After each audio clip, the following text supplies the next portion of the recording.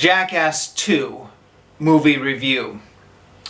So I hate to say it because this is going to be one of those comments that makes me feel old, but the original Jackass TV series was some time ago now, wasn't it? I was checking Wikipedia just now, and apparently it was on in 2000, 2001, and 2002, so it's entirely conceivable that the younger people out there may not remember it or may not know what it is. I don't know. You tell me. I'm out of touch these days. I'm not living in the US at the moment.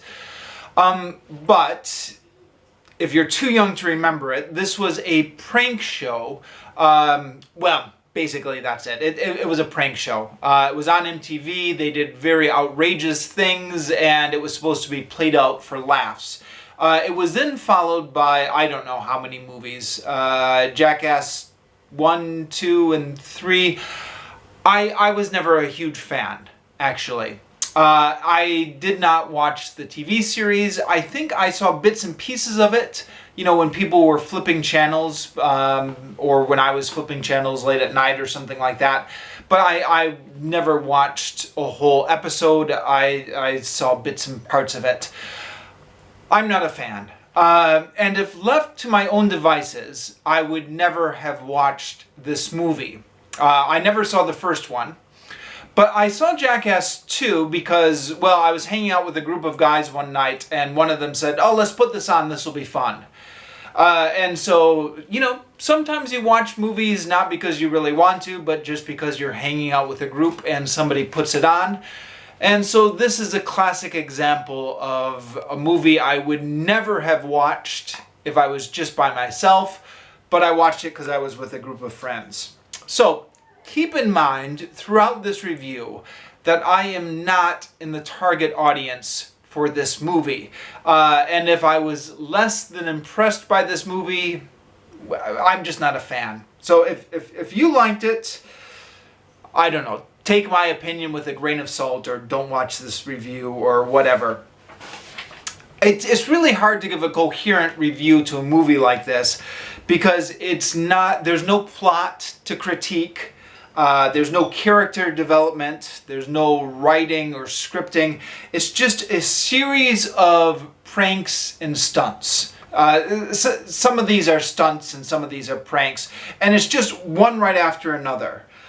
So you watch the various stunts or you watch the various pranks and you either laugh or you don't. And there's not really much else to say. Either you know, it worked for you and you thought it was funny, or it didn't work for you and you didn't think it was funny. I didn't like it. For most of the movie, I was more disgusted than anything else. And the laughs from me were few and far between. If I'd been watching this movie at home, I would have turned it off long before the end. I think maybe I would have given it 10 minutes or something. But because I was with a group of guys, I watched the whole thing. Although as I was watching it, my predominant reaction was, why are we watching this? The creativity from sketch to sketch varied widely. Admittedly, there were some sketches that I did think were pretty creative. There was one called the Rodeo Seesaw, where they're on this seesaw here. It's got 4 parts, so it kind of goes like this. And they let a mad bull loose in the rodeo. So they've got to go up and down in the seesaw in time to avoid getting hit by the bull. And the idea is that the last person left standing is the winner. And I thought that was creative and mildly funny as I was watching these guys get beat up by the bull. There was a taxi driver sketch at the end where the idea is one of the guys is going to do the prank by getting in a taxi and pretending he's a terrorist and prank the taxi driver. But it's actually a double prank because the taxi driver is in on it and he's going to be playing a taxi driver who just goes nuts on the terrorist.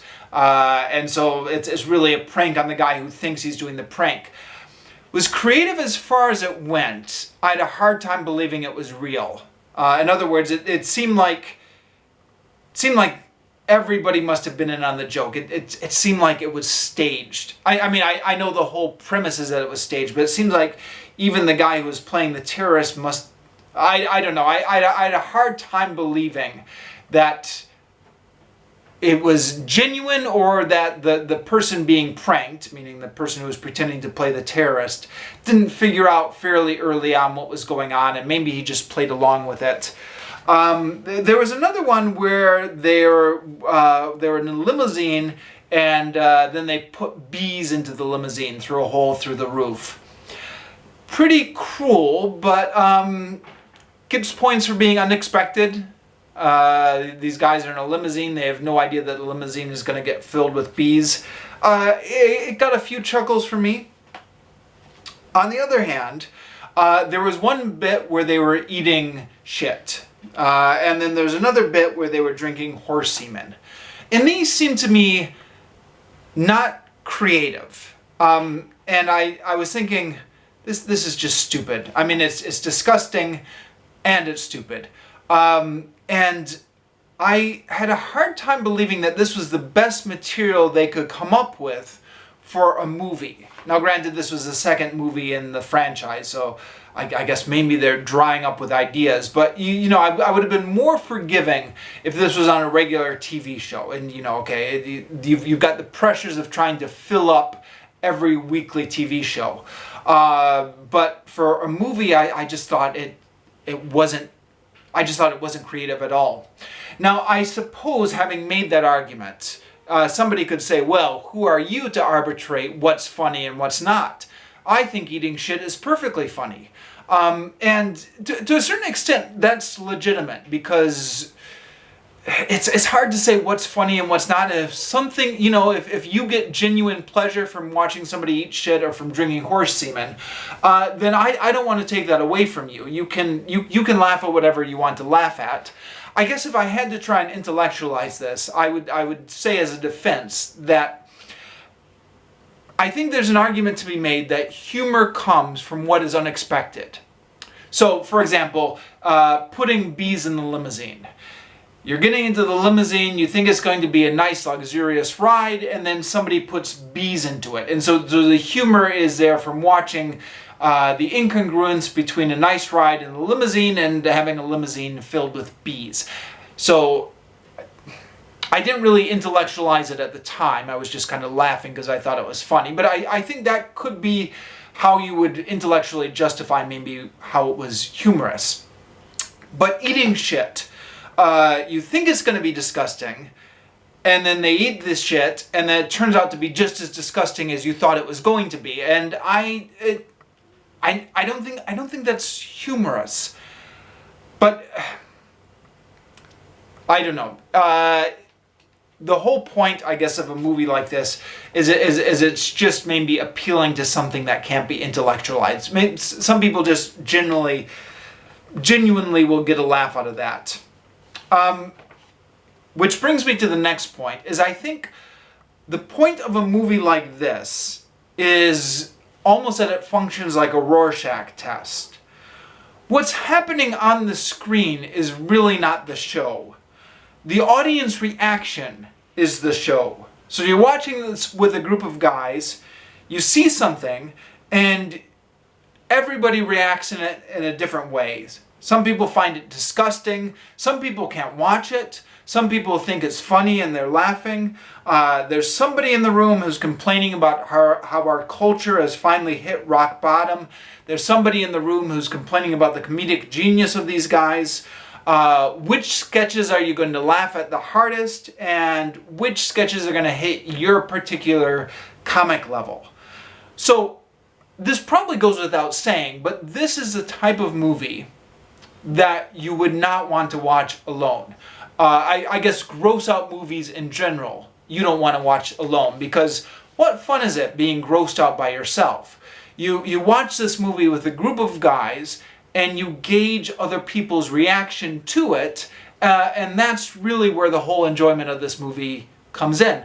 I don't think anybody would ever watch these movies by themselves. Although I don't know.